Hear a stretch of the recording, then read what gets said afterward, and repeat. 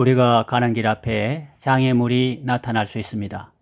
분명히 하나님께서 명하시고 또 하나님께서 인도하시는 길을 걸어가는데도 앞에 어려움이 나타날 수 있습니다. 그것도 사소한 문제나 작은 어려움이 아닙니다. 그럴 때 우리는 어떻게 해야 합니까? 하나님께서 본문을 통하여 우리에게 큰 은혜를 주십니다. 깊은 깨달음을 주십니다. 그것을 함께 나누겠습니다. 첫째로 장애물은 기회일 수 있습니다. 어떤 통번역 회사의 광고 문구가 생각납니다. 외국어는 벽이 아니라 기회이다. 장애물도 그렇다고 생각합니다. 그것을 벽으로 생각하는 사람도 있고 새로운 기회로, 문으로 생각하는 사람도 있습니다. 우리가 광야와 같은 세상을 통과하여 천성으로 나아갈 때 장애물을 만날 수 있습니다. 이스라엘 백성들은 애굽에서 나와서 약속의 땅 가나안으로 갈 때 제일 먼저 홍해를 만났습니다. 앞에는 바다 물결이 넘실거립니다. 뒤에는 애굽 군대가 추격합니다. 그야말로 진퇴양난입니다. 우리가 신앙생활 할 때도 이런 장애물이 있습니다. 우리의 전진을 가로막는 적들이 있습니다. 예를 들면 이런 생각과 이런 사상과 이런 관념들입니다. 요즘 개척교회는 안 돼. 부흥성장은커녕 문 닫는 데가 많아. 또 내 남편은 예수 믿기는 걸렀어. 또 내 자식은 내 몸에서 나왔지만 내 말을 전혀 안 들어. 지금까지 계속 속만 썩여. 아주 구제불능이야. 이런 상황에서 여러분은 어떻게 하시겠습니까? 장애물을 산이라고 할 때, 가정할 때 그것을 보고 돌아가는 사람이 20%라고 합니다. 퀴터, 그만두는 사람들이죠. 그런가 하면 포기하고 돌아가는 것도 아니고 그렇다고 적극적으로 나아가는 것도 아니고 거기서 사는 사람들이 있습니다. 거기에 캠프를 치고 텐트를 치고 사는 사람들이죠. 이 사람들을 캠퍼라고 하는데 60% 정도 된다고 합니다. 그런가 하면 소수의 사람이 산을 넘습니다. 그리고 새로운 세상을 봅니다. 그리고 그곳에서 즐겁게 삽니다. 이런 사람은 클라이머라고 합니다. 약 20% 정도 된다고 합니다. 더 좋은 사람은 어떤 사람일까요? 새로운 세상을 보고 너무 좋아서 다시 산을 넘어가 사람들을 자기 있는 곳으로 인도하는 사람들입니다. 이런 사람들을 리더라고 할 수 있습니다. 여러분은 장애물 앞에서 낙심하지 말고 그 장애물을 잘 극복하고 승리와 기쁨과 감사의 삶을 사시기 바랍니다. 나아가 아직 그 어려움을 넘지 못한 사람들을 긍휼히 여기고 그들도 승리의 삶을 살 수 있도록 인도하는 리더의 삶을 사시기 바랍니다. 둘째로 하나님이 도와주십니다. 우리가 어떻게 하면 자기도 어려움을 극복하고 또 어려움 당한 다른 사람들을 격려하고 인도하는 리더의 삶을 살 수 있을까요? 리더는 보스와 다릅니다. 어떻게 아름답고 가치 있는 삶을 살 수 있을까요? 어떻게 산 정상에 오를 수 있을까요? 최고가 된다, 1등을 한다라는 의미보다는 어려움을 이겨내고 우뚝 선다는 의미에서 말입니다. 그것은 하나님을 믿고 하나님을 의지하는 것입니다. 하나님은 어떤 분이십니까? 우리를 들어 올리시는 분입니다.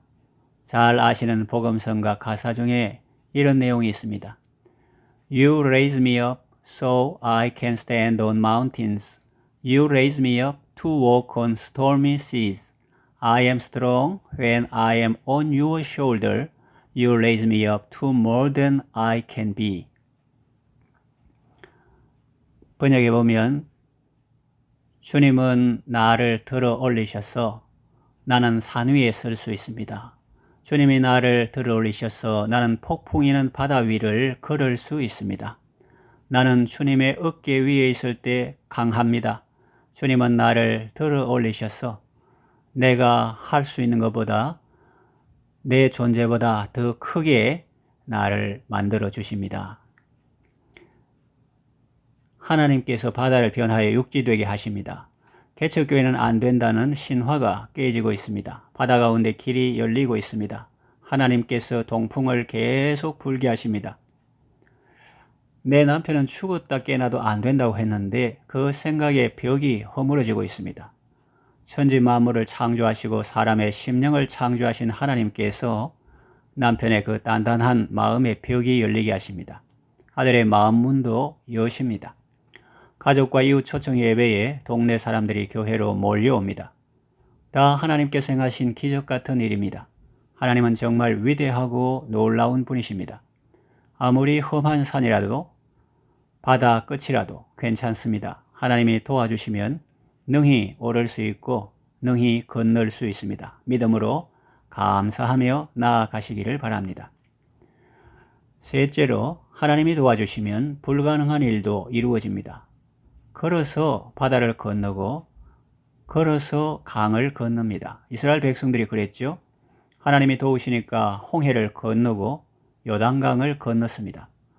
하나님이 바다를 변하여 육지가 되게 하셨으므로 우리가 걸어서 강을 건너고 우리가 거기서 주로 말미암아 기뻐하였도다 라고 본문은 말씀합니다. 바다는 걸어서 건널 수 있는 곳이 아닙니다. 배를 타야 건널 수 있습니다. 이것이 일반적인 경우입니다. 그러나 하나님이 역사하시면 배 없이도 건널 수 있습니다. 하나님이 도와주시면 바다가 마른 땅이 되고 바다 가운데 길이 생겨서 얼마든지 건널 수 있습니다. 하나님이 말씀하시고 하나님이 역사하시면 90세 된 할머니도 아이 낳을 수 있습니다. 사라가 그러했지 않습니까? 하나님을 믿었더니 몸이 출산 가능 모드로 바뀝니다. 하나님이 역사하시면 난공불락의 요새도 무너져 내립니다. 여리고성이 그러지 않았습니까? 하나님이 역사하시면 교만이 하늘을 찌르던 왕도 일순간에 무너집니다. 산헤립이 그랬고 벨사살 왕이 그랬고 헤롯 왕이 그러지 않았습니까? 하나님께서 역사하시면 70년 동안 노예처럼 포로 생활하던 사람들도 고향으로 돌아가게 됩니다. 바벨론의 포로로 잡혀갔다가 귀환한 유대인들이 그러지 않았습니까? 정말 시온의 영광이 빛나는 아침이었습니다. 하나님이 역사하시면 납달리, 스불론, 요단강 저편 해변길과 이방의 갈릴리, 멸시받고 천대받던 곳에 큰 빛이 비칩니다. 아버지의 독생자 예수님이 오셨기 때문입니다. 하나님이 역사하시면 12해를 혈루증으로 고생하던 여인도 깨끗하게 낫습니다. 예수님이 말씀하시면 회당장 야이로의 죽은 딸도 살아납니다. 하나님이 역사하시면 38년 된 병자도 낫습니다. 심지어는 죽은 나사로도 살아납니다. 그리고 유대교인들도 기독교인이 됩니다. 사도행전에 허다한 제사장의 무리도 이 도에 복종하니라 라고 말씀하지 않습니까? 하나님이 역사하시면 마술사 시몬 같은 사람도 회개하고 새 사람이 됩니다. 하나님은 말씀하십니다. 여호와께 능치 못한 일이 있겠느냐? 여호와의 손이 짧아졌느냐?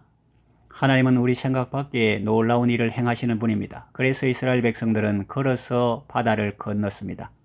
사라 할머니는 아들을 낳았습니다. 성전 미문에 앉아 구걸하던 나면서부터 안전병이었던 사람은 걷기도 하고 뛰기도 하며 하나님을 찬양했습니다. 여러분도 하나님의 능력을 힘입어 어려움 이겨내고 주님을 더욱 찬양하는 성도가 되시기를 바랍니다.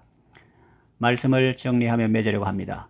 인생길 걷다가 장애물을 만났을 때 낙심하지 말고 하나님을 믿고 하나님을 의지하십시오. 하나님의 도우심으로 장애물을 극복하고 산을 넘으십시오. 바다를 건너십시오. 하나님을 기뻐하고 하나님을 찬양하며 하나님이 예비하신 그 길을 감사함으로 걸어가시기를 바랍니다.